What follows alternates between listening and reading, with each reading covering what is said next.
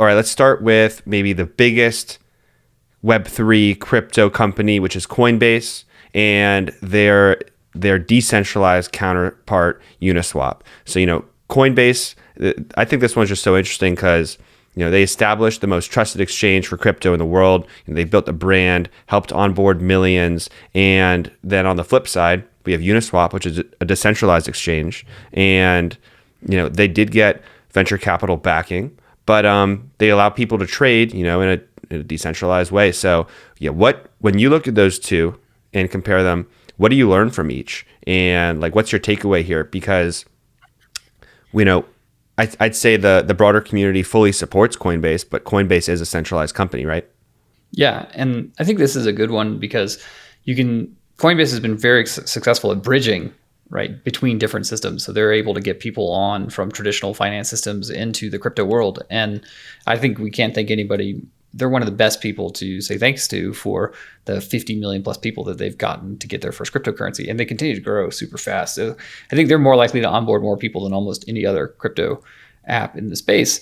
And then if you look at someone like Uniswap, I would say that Uniswap is probably, out of 100 users that use Uniswap, probably only one of those Uniswap onboarded to crypto, if not less, right? Because all those people already had crypto when they're interacting with Uniswap. And also the numbers are just a lot lower. They have a couple million users versus Coinbase has 50 million plus, on their way to 100 million.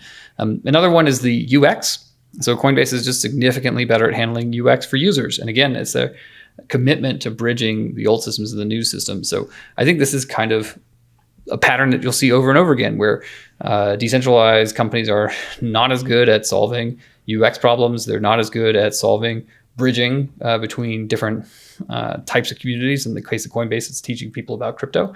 That's a pattern I expect to play out basically forever. Yeah, you bring up such a good point about the onboarding, and I hadn't quite thought of that distinction between the two, how the centralized one will often be the onboarder versus the decentralized one. And I think that kind of makes sense too, as a crypto user and someone who's deep in NFTs myself, I found that I'm starting on the centralized platform, getting experience, and then through my exposure, then hear about the decentralized ones, and then I check them out. I don't know if I've ever started from the decentralized one. So yeah, great point there. I also had an interesting interaction over the weekend. I used both Coinbase and Uniswap. I was able to claim ape tokens from that, from the Bored Ape Yacht Club and their coin drop that happened last week. I claimed my tokens and I sent them to Coinbase because I wanted to sell some. And Coinbase didn't allow selling yet. And I was like, oh my gosh, are my coins locked right now? Can I even send them back out of my wallet because the ape is kind of locked down at the moment?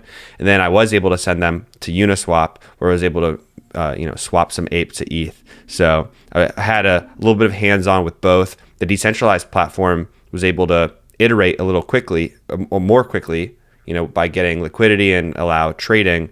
But my first thought did go to Coinbase still. Yeah. So that was a good one.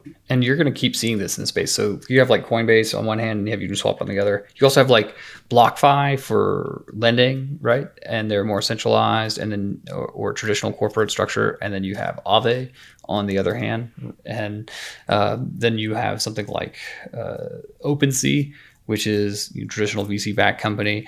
And then there's LooksRare, which is more community-led. And this pattern is happening, and it's also iterating too, because there's new ones coming up that are actually even between those two spaces. So you mentioned the Bored Apes, well, Ape DAO, and they're talking about how Yuga, I think they're the owners, are going to be running one part of that brand, and they're going to focus on NFT projects or the metaverse and partnerships and in real life events.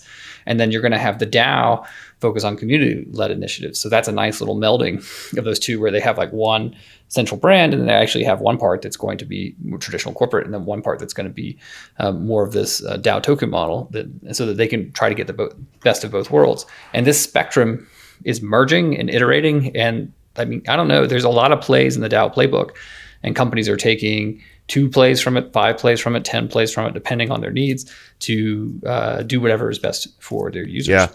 And even with the DAO, something you talk about Ape DAO, something I thought was pretty interesting was that it has a board, kind of like a board of directors. I think it's made up of 5-6 people right now, and they were determined from the start by Yuga Labs. Their tenure only lasts for 6 months, and then at the end of 6 months, it's up to voting from the DAO at large and token holders. So even the creation of this DAO from the jump doesn't start 100% centralized. It still has guidance, right? And I think that guidance is really helpful for kickstarting some of these like Web3 initiatives that really shouldn't be taken for granted. Yeah. And then, let's just throw out some more companies in the space and just talk about them and their different levels of like control. And so you'll have things out there like Dapper Labs, for instance, and they were awesome. I think with NBA Top Shot, they brought on probably 1 million people to NFTs that never would have heard of them at all before, ever. You have people like Gary Vee's whole organization, and they're kind of like consensus for NFTs is maybe a funny way of saying that. And they're onboarding just a ton of people into NFTs through all their contacts and networks out there. You'll have some of these organizations that are like Graph Protocol, and I think they were on a previous podcast here, and they provide APIs right through a DAO network for all these different ones. And there's a couple of companies that are doing that now. And that's really interesting because like an API is a server endpoint. Like that's definitely a centralized thing. But they created a network of nodes in order to try to help maybe determine or verify those endpoints. So, and there's just this collection of it. I know you're into music. So you tell me, what are you seeing on music NFTs? Yeah, there's a lot of music NFT companies popping up that are all creating different kind of marketplaces. So Catalog, Sound XYZ, Mint Songs, and then we've got Royal, Arpeggi Labs, and all taking slightly different approaches, but it's almost the differences is more in the product versus, I would say, the centralization versus decentralization component. Arpeggi Labs may be the most decentralized. I say that because they're putting music on chain, like minting beats on chain that can then be composable and used to create other songs. And they're looking into how to really link those stems of the music. But what I'm seeing from the other companies is that they're really operating as centralized organizations, just making NFT based and crypto based products that are actually on the blockchain. So, the whole community supports them, and yet they're still operating as, from the leadership level, traditional from governance, the hiring and HR level, all centralized. Yep. And but that's one of the plays from the playbook. So like at Unstoppable, we take a couple of plays from the playbook as too. And so ownership is one of the plays from the playbook. Like we give you full ownership of your domain NFT, with no renewal fees. This is like owning a song, right, that you buy from someone else who, when you're minting it, that NFT song to your wallet, like you actually own it. And it's, or, your NFT for your Bored Ape and all the rights associated with that. So giving full ownership to people is one of the plays out of the Web3 playbook that we have taken. It's also like owning an in-game item as another one. So, and then open platform is another piece. So we have, Unstoppable Domains is a traditional company, but we build crypto blockchain-based products, which are on these decentralized blockchains. So anyone can start building tools for UD names without our permission. And, one that just happened this week is someone made a Twitter name banner creator, right? And so you can put your name in and create a banner.